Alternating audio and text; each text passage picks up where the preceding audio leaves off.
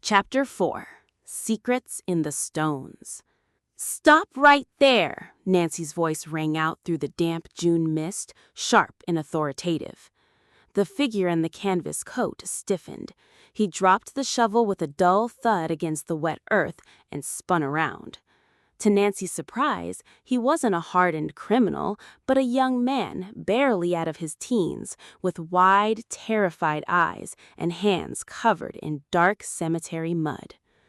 "I didn't do nothing wrong, miss," he stammered, backing away until his boots hit the adjacent headstone. "I was just paid to do a job, honest." Nancy stepped forward, keeping her posture steady but non-threatening, while Constance hovered nervously behind her. "Who paid you?"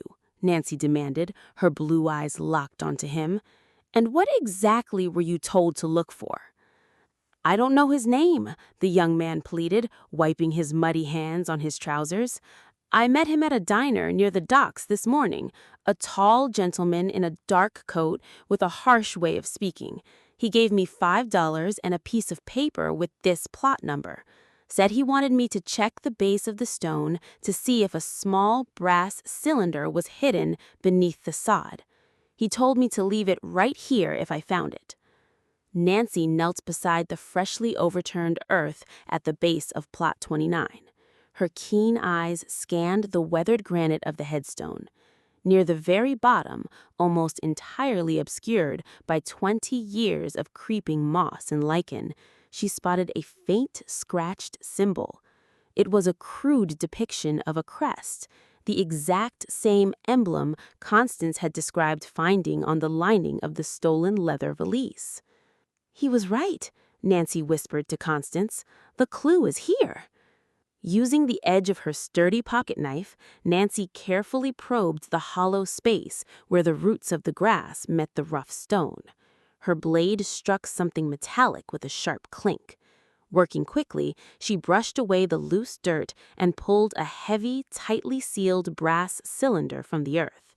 It was weathered and green with age, but entirely intact. "You found it!" Constance gasped, her voice trembling with a mix of awe and fear. "Hey, that belongs to the man who paid me," the young gravedigger cried, stepping forward.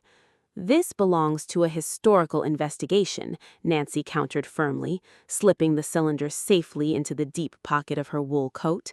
"And I suggest you head back to the docks before the police arrive to ask why you're desecrating a Titanic memorial." The boy didn't need to be told twice. He grabbed his shovel and bolted into the thick fog, his footsteps quickly fading into the quiet of the cemetery. "Nancy, we should go too," Constance urged, looking anxiously. "The fog is getting so thick I can barely see the road." Suddenly, the eerie silence of the cemetery was shattered by the loud, coughing roar of a powerful vintage engine. Through the shifting wall of white mist, twin beams of bright amber headlights cut across the grass. A heavy, dark motorcar hurtled down the gravel path, accelerating rapidly. It wasn't trying to leave, it was steering directly toward plot 29, targeting Nancy and Constance like a predatory beast in the dark.